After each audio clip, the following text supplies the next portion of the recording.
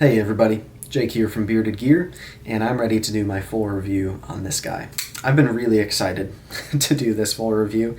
This is the Ferrum Forge Knife Works Stinger, and Elliot from Ferrum Forge actually gave me this knife when I was down there visiting a little over a week ago, and so I want to thank him again for that. While I was in San Diego, my buddy Ashton reached out to me and asked if I wanted to meet up and talk knives, and said let's meet up at the Ferrum Forge shop. So I said that sounds like a great idea, and ended up spending I think close to 6 hours just chatting with him and Elliot at the shop.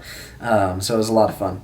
The Stinger was the first knife that I picked up on Elliot's desk there in his office, where we spent the bulk of our time sitting and talking. And I was immediately impressed with a couple of things about it. So we're going to talk about some of those things here today. But first, let's go through our list of materials being used here, and then we'll talk about my impressions and what I've liked about it so far, if there's anything I would change, all of that. So first and foremost, we have G10 handle scales. I picked the OD green, and I'm glad I did. I really like this color. You can see the scales come almost to the edge of the liners, but there's a little bit of liner exposed. I usually like the way that looks, but oftentimes I find I don't love the way it feels. Here, I love the way it looks and feels. The edges of the G10 are chamfered super well, and then the liners themselves are rounded. They're like crowned around all the edges. It feels really very smooth in the hand. It's quite comfortable. I like it quite a bit. So you can also see, let's bring this up here again. The G10 is very slim. It's a super thin sheet of G10 on each side, and then the liners are quite thin as well. So the profile of this knife, coupled with a thin blade stock, is very thin, which makes it very pleasant, and we'll talk about that. But it's not so thin that it's uncomfortable in hand either. Again, we'll talk about that when we talk ergos and carry and all those things. But G10 liners. The liners have been extensively milled out internally as well. I don't know if I'll be able to show you, but I'll try. There's just a lot of material removed in there. It's been, machined out quite a bit. So this knife is very lightweight. I think it weighs 2.5 ounces, if I remember correct. And it's, for its size, 2.5 ounces is very good. This knife feels very lightweight to the touch. Let's talk. So inside the liner lock bar, we have a ceramic detent, and then above that, around the pivot, we've got ceramic ball bearings. At least I believe they're ceramic. I'm almost certain they are. They look like ceramic bearings to me. And then for the blade itself, we have Nitro-V Blade Steel. Now, Nitro-V is a blade steel that I have a little bit of experience with, but not a ton of experience with. It's not a steel that I've seen all that much in the production knife world over the last couple of years. I've seen it here and there. Like, for a little bit, I had one of those mass drop millet-made Perpetuas, kind of an axis lock style knife, and the Perpetua was Nitro-V, and I liked that steel on that knife, although there were some things about that knife that weren't my favorite, if I'm being honest. But the steel I had a good experience with, and then I've had a number of friends who are into steel testing and testing edge performance and hardnesses and all that, and I've noticed a couple of people who I respect in the steel dialogue space have said that they really like Nitro-V. And then I've known some fixed blade makers that work with Nitro-V here and there and seem to speak highly of it. So I'm excited to see it here. I still am not an expert on the steel. Definitely not. Probably not an expert on any steel. But that being said, I've heard some very intriguing things about Nitro-V so far, and I've had great experiences with it so far. So far, the edge retention has been very good for me. I've used this knife a pretty good fair bit. I've done a lot of processing cardboard with it, slicing tasks in general. We're going to talk about the blade, and I'll talk some more about that. But I've used this knife a good fair bit over the last week or so, and it's done very well. But someone was telling me recently, I don't want to spout information that I don't know to be true, so let me just preface this by saying I'm not positive if this is the case. I need to look into it more and find out. But someone was telling me that Nitro-V is actually as corrosion resistant as LC200N. And from what I have observed so far and from what I've read, Nitro-V has better edge retention than LC200N. So if that's true, if it is as corrosion resistant as LC200N, and I have made points to get this blade quite wet and put it away wet and see if any rusting occurs, and so far nothing, that would be very intriguing if it's that corrosion resistant. I didn't know that was the case. I knew it had a relatively high level of stainlessness, but didn't know it was that stainless. So if that's the case, then that's all the more exciting. There are a lot of people in the Spyderco sphere, which I'm very much a part of right now, who are huge fans of LC200N. It actually sparked some interesting dialogue for me last week, and I'll spare you on those details. But LC200N is fine. I like LC200N. I think it's a cool steel. I love how stainless it is. I like that it's got at least a decent amount of edge retention. But there are other steels out there that are demonstrably better at edge performance, toughness, and all that, and are still as corrosion resistant as LC200N. So I feel like it's gotten some hype largely because it's been pushed as being the most stainless, but there are other steels as stainless that perform better on the other metrics. So if this is one of them, I'm stoked about it because I like having a lot of stainlessness when I'm not letting go of edge retention to get it. It's part of why I love Vanex so much. Anyways, that has little to do with this knife other than it is using Nitro-V Blade Steel, which I am happy about, very happy about. And it sounds like Ferrum Forge is going to be using quite a bit of this steel moving forward.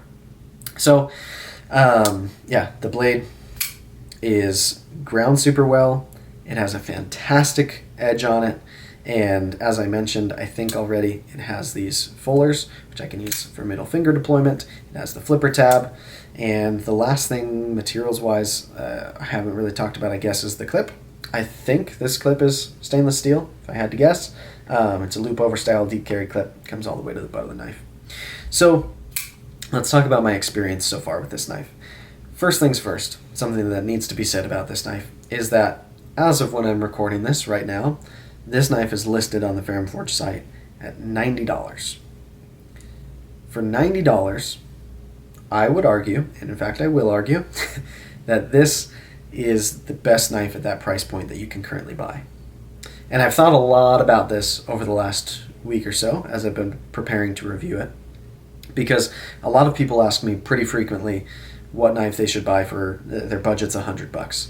And this is probably going to become my go-to recommendation at that price point. It is phenomenal for the money. This knife is phenomenal in general, but when you consider that it is only $90, the value proposition becomes very good. With a steel like this, materials otherwise like this, action like this, ergos like this, very, very, very good. So I am thrilled that they're coming in at that price point.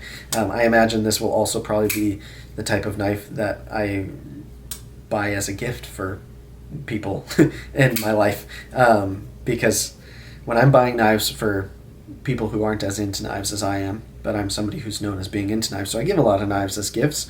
I usually don't spend over $100. It would have to be a rare occasion for me to do that, to just give someone a knife, but at sub $100 for this to be a knife that I could give to somebody, goodness, there's a lot of applications for this knife in my personal life where I can see getting more of them. Anyways, let's talk about ergos and carry and cutting and all of that kind of stuff, and I think that will probably add to why I think this is such a good value for the money, because the materials are already a good reason to be at this price point, but let's talk more. So first, let's talk about ergos. Ferrum Forge has a way about them of creating ergos that work quite well for me. I really like this handle profile.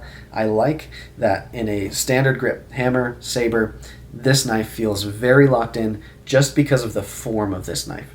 The way that these grooves are cut into the handle shape, it works supremely well for my hand. I get a full 4 fingers on it like this, and as you can see, there is a forward finger choil. I find myself almost every time that I grab this knife to actually do some work with it, I like to use the forward finger choil. It just feels so comfortable as a forward choil for me. It gives me a ton of just indexing on this blade, knowing exactly where the edge is and control over it. I really like it, and it allows me to do some very delicate tasks with a knife. In fact, anecdotal story, it was like a few days into carrying this knife, we were actually down kind of in the San Diego area again, staying at a hotel in Del Mar, and we were at dinner the first night, and I had this knife as my secondary in my back left pocket, and my daughter, who's 5, was like running her hands under the table for some reason at this nice restaurant at a golf course. Anyways, she got a splinter in her thumb, and it was kind of in there relatively deep. Like, I couldn't just use my fingernails to pinch it out. So I pulled this knife out, and painlessly, for my daughter, I was able to use the tip of this knife, which is very fine, and I was able to get that splinter out in like 30 seconds, nice and easily. Didn't hurt her. She didn't cry. So if I had been carrying a less precise knife, that task would not have been as easy, but I was able to get it done, no problem. So, yeah, I think I was talking about ergos. I don't know how that came up so far. I think it's because I was talking about the choil. Anyways, I didn't use the choil when I did that. I held it kind of upside down like a pen, but that's another grip that I have found out works well ergonomically in real application. There's the tie-in. Anyways, yeah, the ergos are fantastic on the primary grip of the knife or in the choil. Reverse grip, also very, very good. Reverse grip draw cut, this handle has like a contour this way, so usually that kind of falls apart a little bit. It's doable, it would be fine, but the flipper tab digs into me just a little bit. Forward grip draw cut, very good. And yeah, I think that's pretty much it in terms of ergos. It's just very good. I like it quite a bit. All the edges are nice and smooth. The jimping up on the spine is very unaggressive. I appreciate that because I do not like aggressive jimping. When I place my thumb on here, it's not bothersome to me. Would I prefer this knife without the jimping? Maybe by like a couple percent, but it's not like this jimping doesn't bother me, so I don't mind that it's there. The only other jimping on the knife is going to be on the flipper tab itself, which will be for deployment. That was bad. I don't think I've ever failed it before. I pressed on it with my finger. Anyway, there's jimping on the flipper tab, jimping on the spine. Neither one is problematic. The flipper tab doesn't bother me ergonomically either. It does create a little bit of a guard, which if anything is kind of nice. In hard use, I'm not going to slip forward on the knife. So there's that. Let's talk about carry. So the profile of this knife, as I already mentioned, is very slim this way. It's fairly slim this way. And the flipper tab is minimalist. It doesn't stick way out off of the knife. And this pocket clip is exceptional. I mentioned, I think, in my first impressions video of this knife, I'm going to reiterate it here in case I didn't, or even if I did. ProTech does a phenomenal thing with their pocket clips, where they mill a slot into the scale for the pocket clip tang to sit down into. And then they... I always forget the term when I'm trying to say it. They countersink the screw into the tang of the pocket clip, and they use a flat top screw instead of like a button top screw. And what that means is that under the clip, against the scale of the knife, it sits perfectly flush. There is no step up for pocket clip and step up for screw. It's just a flat surface under there, which means you get the maximum amount of being able to fit your actual pocket in there once it's inserted into your pocket. So as pocket clips go, this one is excellent. I want more pocket clips to be this way. Another thing, a lot of people lately have been using deep carry, like loop over style clips, and then positioning them like halfway down the knife for some reason, so you still have knife sticking out of your pocket. I can't stand that. I don't understand why you would use a deep carry style clip to then leave part of the knife exposed out of your pocket. This one, there is the tiniest point because of the shape of the handle, but it comes all the way to the butt of the knife. They positioned it appropriately for a deep carry clip, and I prefer deep carry clips. This is what I want out of a pocket clip. It's done very well, it functions very well, great retention, goes in and out easy enough. I'm not having to like use my other hand to create tension on the pocket to slide it in and pull it out. It's just very easy, one-handed, excellent pocket clip. The thin profile in pocket makes it a breeze. This knife I could carry as a primary. It's big enough and has enough function to it that I wouldn't be worried about this being the primary knife that's on me, but it's thin enough and light enough and compact enough and carries well enough that I find myself carrying it a lot as a secondary. I like that. I like that I can use it for either. It can be a I'm going somewhere super lightweight, I've got one thin minimalist primary knife on me, this could be a great go-to for that. Or I've got it as a secondary. I love that it fits both roles. Let's talk about cutting performance. So this blade, not only is Nitro-V exciting that they used this blade steel, but that they've done such a good job on it. We have, as you can see, a full flat grind. And come on, focus. Comes all the way up. We do have a fuller here. I guess up here there is a little bit of a flat just above the fuller, but basically a full flat grind. And the way that this knife is just starting with a nice thin blade stock, it's got a distal taper to stay, or to get thinner out toward the tip, meaning that as the edge comes up, the material itself is getting thinner, so it's still thin behind the edge all the way up here. But really, like this primary section of the edge where I'm passing through material with regularly, it is so good. It is not the thinnest knife behind the edge I've ever felt, no. But at a sub $100 price point in this blade steel, to have a grind this good, and then the edge that came on it is phenomenal. It's just a really, really pleasant knife to cut with. This knife cuts better than a lot of knives I have that are vastly more expensive than it. So yeah, I love that. I like the placement of the jimping. I like that if I'm back here in a saber grip, the jimping kind of gives me an indexing spot. If I'm forward in the choil and I'm getting a lot like of kind of a control grip on this, I'm off the jimping and I just have this nice smooth spot that's more pleasant to put my thumb, and it works so well ergonomically, and the blade is part of the ergonomics because of that forward choil and the way that they've done it, and I like it quite a bit. All of the edges everywhere are knocked down and chamfered as well, even up here in the forward choil, which is a great touch. So yeah, it's super slicey, it's got a great edge on it, it's got a very precise tip on it like I already mentioned with the splinter story. It's not going to be like a super strong tip. I would not recommend using this knife as a pry bar, but if you want to pry things, get a pry bar. That's the way I see it. I don't like holding precise tips against knives because I prefer precise tips. I like this better for my type of use with a knife in this class. Some people are like, oh, you can snap a precise tip. It's like, well, don't use a knife for things that would snap your tip, or buy Medfords. I don't know. I'm not that audience. Anyway, the cutting is excellent. The carry is excellent. The ergos are excellent.